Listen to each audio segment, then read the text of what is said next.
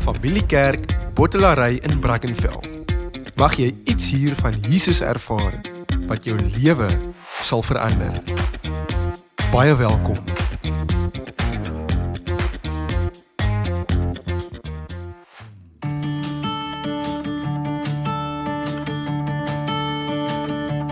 As hy kom op die wolke van die hemele,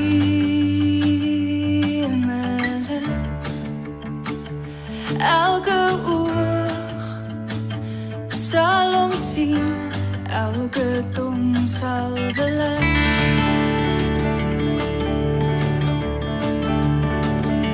As hy kom op die wolke van die hemele, elke knie sal voor hom buig, ons koning regeer.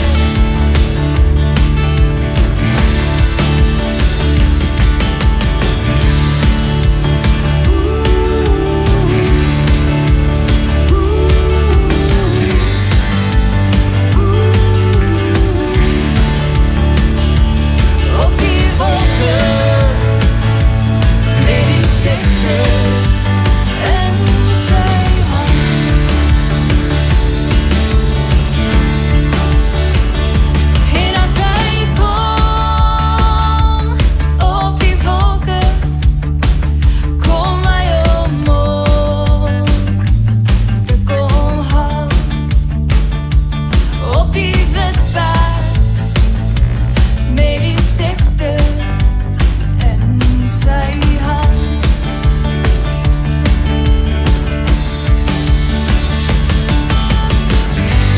Here Jesus is almagtig, ons getroue krag. Elke nasie sal buig voor die van die hemel is hoog. O, die hemel is hoog. As hy kom op die wolke, sal die vyand val. Here Jesus, ons verlosser, Immanuel.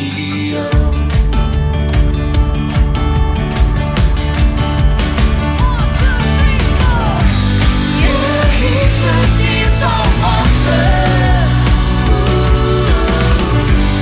ons getroue krag. Elke nasie sal buig voor die van die hemel is hoog. O, die hemel is hoog. Here Jesus is almagtig, ons getroue krag. Elke nasie sal buig voor die van die hemel is hoog. O, die hemel is hoog. Ja, die hemel is hoog. O, die hemel is hoog. Ja, die hemel is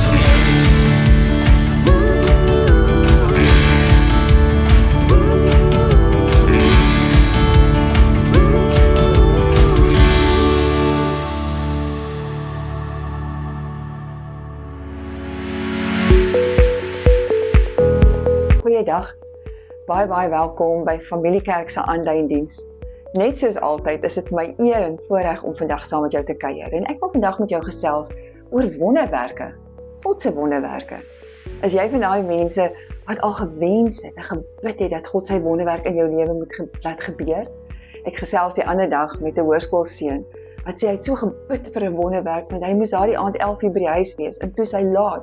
En het geweet as hy te laat inkom, gaan sy ouers hom hulp vir die volgende naweek. En hy het gebid dat sy ma net moet slaap. Net toe nou nie geslaap nie en hy is toe nog gehok. Maar op meer ernstige toon, het jy dalk al gebid vir die Here vir 'n wonderwerk met 'n siekte wat jy het, of siekte van 'n familielid. Of het jy vir die Here gebid vir 'n wonderwerk vir jou ouers wat geskei is, dat hulle net by mekaar weer moet uitkom. Ek weet nie wat jou wonderwerk vra vir God is nie. Maar miskien is jy vandag van daai mense wat teleurgesteld is, omdat God nie vir jou deurgekom het nie. Wat kwaad is vir God, omdat jy voel, maar wat help dit? 'n Mens bid vir God en hy kom nie vir jou deur nie.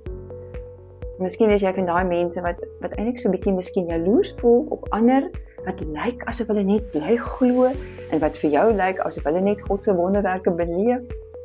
Ek weet nie hoe jy God se wonderwerk ervaar nie. Maar weet jy, daar is hierdie ding wat ek en jy moet weet van God se wonderwerke. En dit is, wonderwerk is nie dieselfde as iets wat ongewoon is nie. Jy weet, 'n ongewone ding sal wees, sê net maar jy's 'n golfspeler, en jy speel skielik 'n hole in one. Dis iets ongewoon, maar dis nie 'n wonderwerk nie. Nee. Ek dink ook aan byvoorbeeld, sê net maar jy het lank terug baie goeie vriende gehad en nooit weer van hulle gehoor nie.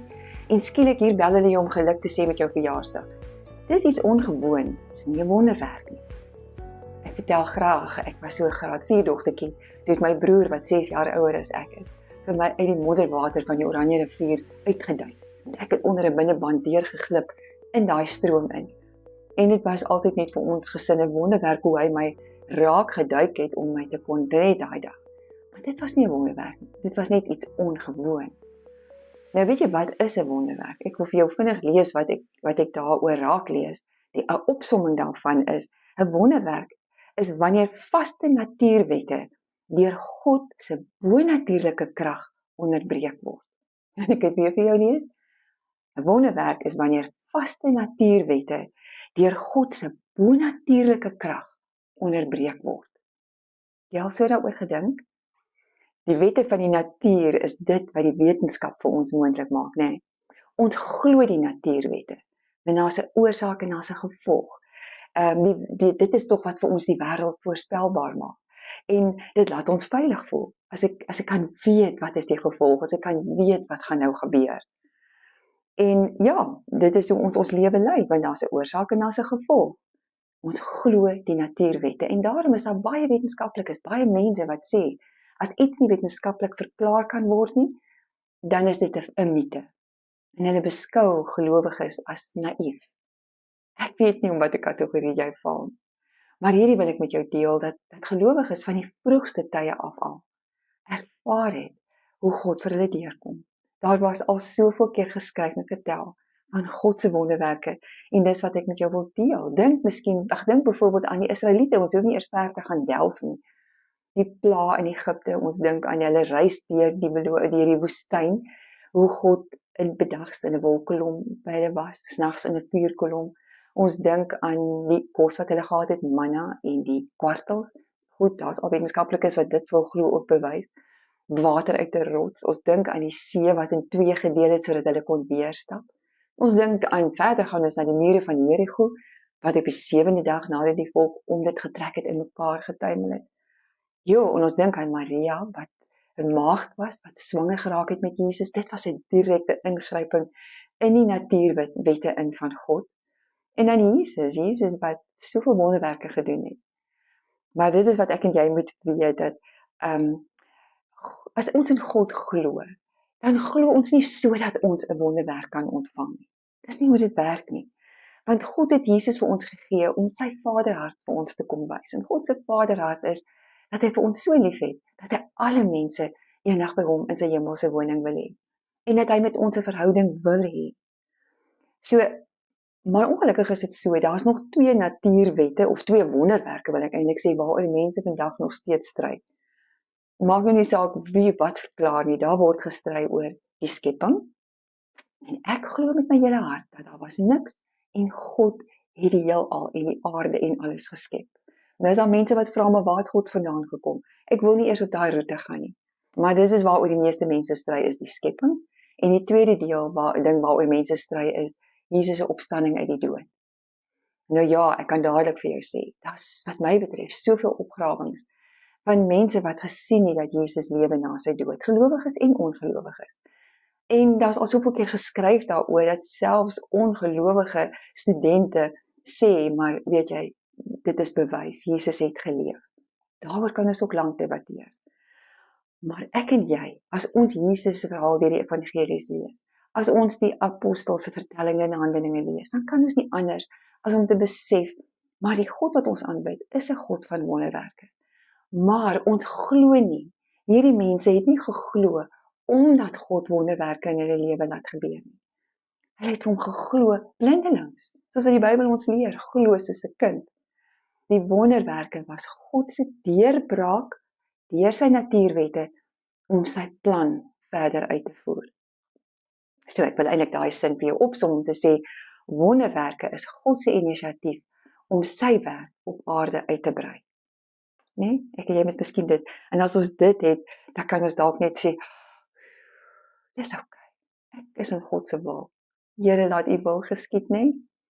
Want die ding waarmee ons tog worstel is, God voel vir ons, selfs as gelowiges, maar hy is nie konsekwent nie. En dis die ding van God se wonderwerke. Dit is nie voorspelbaar nie. Dit is nie konsekwent nie. Maar ek en jy moet weet, ons God is wonderbaar. Hy is almagtig. En dit is wat ons moet weet. Want jy sien, as ons deur die Bybel gaan kyk, die Ou en die Nuwe Testament, hierdie mense se geloof het nie afgehang van die wonderwerke wat God in hulle lewe gedoen het nie. Dink aan Hanna, dink aan Abraham wat sy eerste kind op 100 gehad het. Hulle het eenvoudig net God vertrou, no matter what. En dit is die boodskap vir ons, nie om te sit en wag vir 'n wonderwerk nie, maar om God te vertrou, no matter what. Ag, weet jy, ek wil vir jou sê, God het Jesus vir ons gegee, soos ek nou nog gesê het, dat ons sy Vaderhart moet leer ken. God het Jesus vir ons gegee, sodat ek en jy gered kan word van ons sondes, want Jesus het aan die kruis gesterf vir ons sondes. Hy het opgestaan, opgevaar hemel toe, en toe gee hy die Heilige Gees, God gee toe die Heilige Gees, eers aan Jesus se volgelinge. En hulle het dadelik in tale begin praat, dat ander mense kon verstaan, beskikbare tale van ander mense kon hulle met hulle mee kommunikeer, en sodoende kon die woord versprei, dat hulle vir ander mense kon vertel van Jesus, mense tot bekering gekom, en die eerste kerk het so begin in Jerusalem. Ek en jy wat vandag in Jesus Christus glo, ons ontvang dadelik deur God se genade die Heilige Gees, om ons te help op ons pad hier op hierdie aarde. Maar vir daardie tyd was daar gevolge, dadelike, direkte gevolge vir die mense wat in Jesus begin glo het. En die eerste, want natuurlik die geestelike leiers en die regering van die tyd was bekommerd.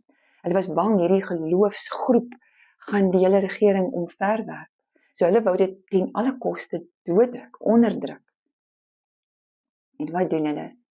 Hulle gryp dadelik vir Stefanus. Hy is nog steeds beskou as die eerste martelaar vir Jesus. Hulle gryp hom en hulle gooi hom dood met klippe. Die getuienis van Stefanus was dat hy met vreugde uitgeroep het, hy sien die hemelpoorte voor hom oopgaan. Maar wonderwerk? Nee, daar was nie wonderwerk vir Stefanus. Maar Lukas som dit vir my so mooi op. Wat was die doel dan van Stefanus se dood?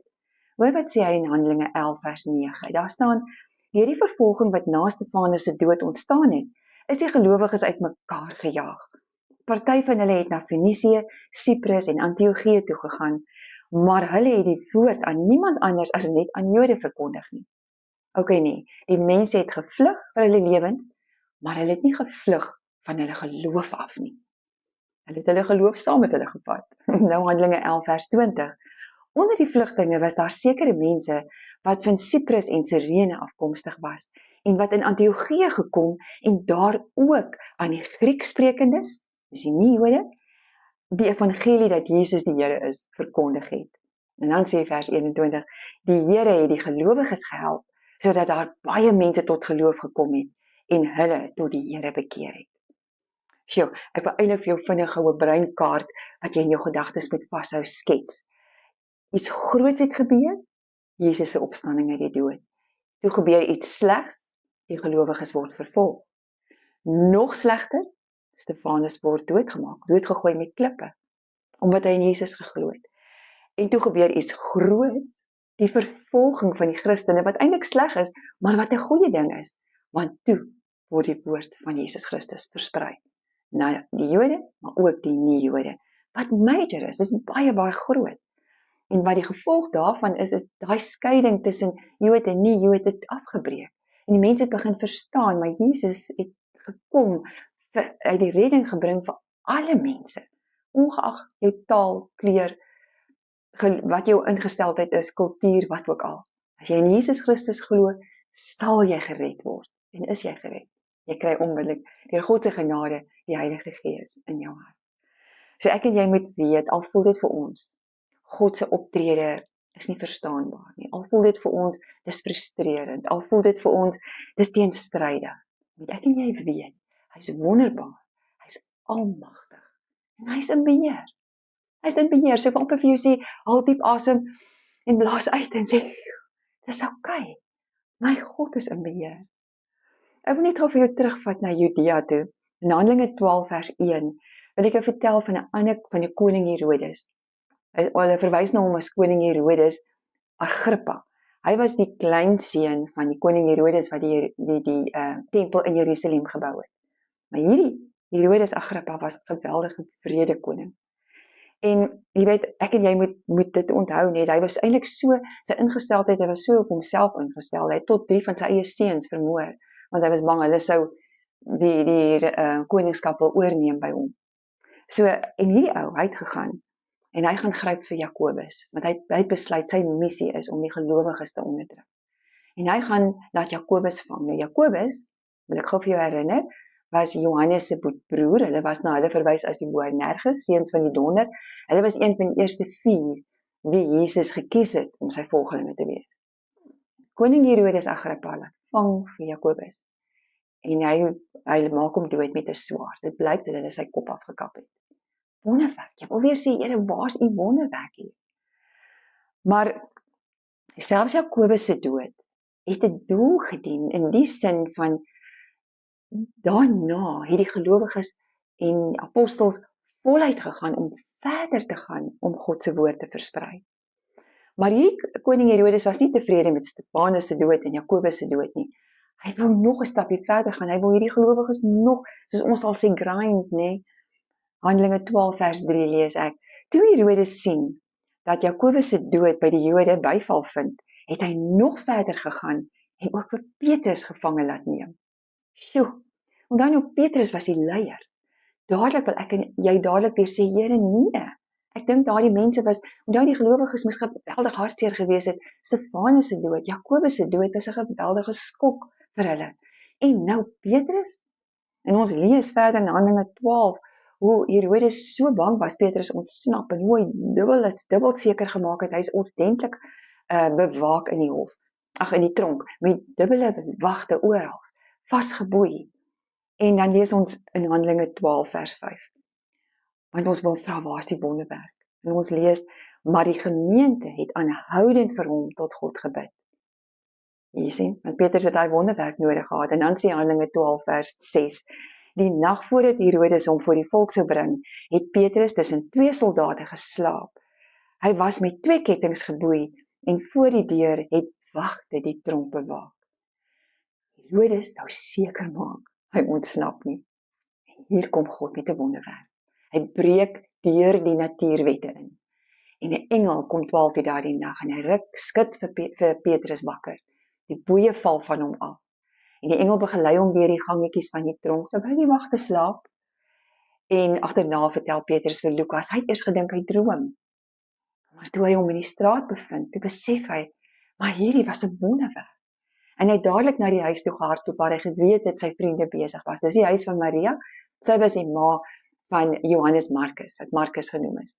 En Rode, die diensmeisie, maak die deur oop toe Petrus klop. Maar sy skrik so groot, sy klap die deur toe. En sy gaan na die ander toe wat besig was om te bid vir 'n wonderwerk. En sy sê vir hulle, Petrus is voor die deur. Kan jy glo? Hulle sê vir haar, jy's mal man. Weet jy, dis miskien hoe ek en jy ook sou wees. Ons bid vir hierdie wonderwerk, maar as dit gebeur, dan sou ons dit ook nie kon glo nie. En Petrus verskyn tussen hulle en hy vertel vir hulle wat God vir hom gedoen het. En dit was my so treffend as ek hier lees, om te besef, Petrus het nie nou daar gesit en okay, nou die wonderwerk gebeur en nou sy weer tussen sy vriende nie. Hy het dadelik gesê, ek vertel vir julle wat gebeur, maar hy het verder gegaan om die evangelie boodskap te versprei.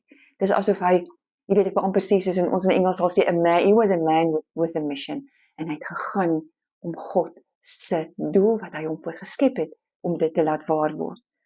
Nou hier is die gevolge van Petrus se wonderwerk. Daar was 'n rede voor, jy sien, Johannes Markus, hy het toe voortgegaan om saam met Petrus te reis. Ons lees ook dat hy is die ou wat alles neergeskryf het wat met Petrus gebeur het, al sy wedervarings het hy geskrywe.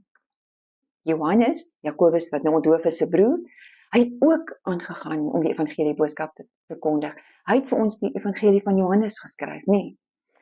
En dan sien ons regdeur hierdie ouens se swaar kry, regdeur hulle vertellinge, hoe hulle aan Jesus vasgehou het. Hulle geloof is asof dit net kragtiger en sterker geraak het, hoe meer hulle getuig het, hoe verder hulle gegaan het om gemeentes te bou, om mense tot bekering te bring, het hulle wonderwerke ook kon doen. Want God se wonderwerk het gebeur, sodat sy evangelie boodskap kon versprei. Petrus het oral oor gereis, kerke geplant, ons lees op die ou einde is Petrus, het hy ook 'n marteldood gesterf. Toe hulle hom wou kruisig, het hy blykbaar volgens oorlewering gesê, hy is dit nie werd om soos Jesus gekruisig te word nie, en hy het gevra dat hy onderste bo gekruisig wou word. Al die volgelinge van Jesus het 'n marteldood gesterf, behalwe Johannes. Johannes het oud geword toe hy sterf. En natuurlik nou Judas, wat ons weet Jesus verraai het, hy het homself opgehang. Maar wonderwerke gebeur volgens God se wil, sodat sy evangelie boodskap kan versprei. Dus ek dink dis die goue draad wat ek en jy moet onthou. Andy Stanley sê, vir my dit eintlik so mooi, hy sê, miracles are at God's discretion to accomplish God's purpose. Nou weet ek, jy vra vir my, nou waarvoor bid ons? Weet jy? In God se woord staan dit oor en oor. Dawid het dit al vir ons so kom wys, om te bid. Jakobus praat daarvan, Paulus praat daarvan, bid sonder ophou. Julle kry nie omdat julle nie vra nie, het selfs Jesus gesê. Maar ons leer ook deur Paulus se vertellinge. Hy het mos die doring in sy vlees gehad en vir God gevra om dit weg te neem, onthou jy? En dan lees ons deur sy vertellinge hoe God vir hom gewys het dat sy genade genoeg is. So ja, bid, vra vir God in jou omstandighede, of dit siekte is, of dit verslawing is, of dit depressie is, of dit 'n verhoudingskrisis is, of finansiële krisis. Natuurlik moet ons vra. Want soos wat ons bid en vra, versterk ons verhouding tussen ons en God. Maar met my hele hart bid ek dat jy ook vandag op daai plek sal kom, waar jy soos Jesus gebid het in Getsemane, onthou, hy was mens, hy was beangs, hy was bang, en hy het vir God gepleit dat die bloed drup soos sweet, waar die sweet drup soos bloed, en hy het vir God gevra, laat hierdie beker by my verbygaan. Maar hier is die oorgawe sin, nogtans nie my wil nie, Vader, maar laat u wil geskied. So, mag ek en jy by hierdie kwessie van wonderwerke daarby uitkom. Natuurlik moet ek praat, natuurlik kan ek vra, bid sonder ophou, altyd. Ek en jy weet nooit, wanneer en waar is dit die plek waar God wil deurkom, om die gang van sy storie te volvoer nie. Daarom gaan ons aanhou bid, en God se genade, sy ingryping in ons lewe, is elke dag so tasbaar, so daar. Moenie dit miskyk, omdat jy hierdie grootste wonderwerk wil hê in jou lewe nie. Weet, wat ook al jou krisis is, God gee vir ons die Heilige Gees, en dit is waar sy genade is vir ons. Dis genoeg. Doen wat God jou gee om te doen. Bou jou verhouding met Jesus Christus, en weet, Vader, u wil, laat u wil geskied in my lewe, nie my wil nie. En nou bid ek, haal diep asem, saam met my en jy sê, dis oukei. Here, dis oukei. Ek glo in 'n almagtige God en Vader, dat sy wil in my lewe moet laat geskied. Ek bid dit jou gebed sal wees. Kom ons bid saam. Here Jesus, baie dankie dat jy vandag vir ons 'n kykie kom gee in die wêreld van wonderwerke wat deur u geskep is, wat u uitvoer. Dankie dat ons beter verstaan, Here, dat u wonderwerke daar is, sodat u evangelie boodskap kan versprei, sodat nog meer mense van u kan weet. Stel ons elkeen in staat om aan te hou bid, om ons verhouding met u te bou, en om te weet die genade is beskikbaar vir elkeen van ons wat u liefhet. In Jesus naam, amen. Vriende, ek wil jou regtig nooi om by ons te kom kyk en inval en deel te raak van ons familie by Familiekerk Potlarey. Ons is elke Sondagoggend 09:30 in Kiro se skoolsaal in Brackenfell. Ons sien verskriklik baie daarna uit om jou daar te sien. Totsiens, mag jy 'n geseënde week hê.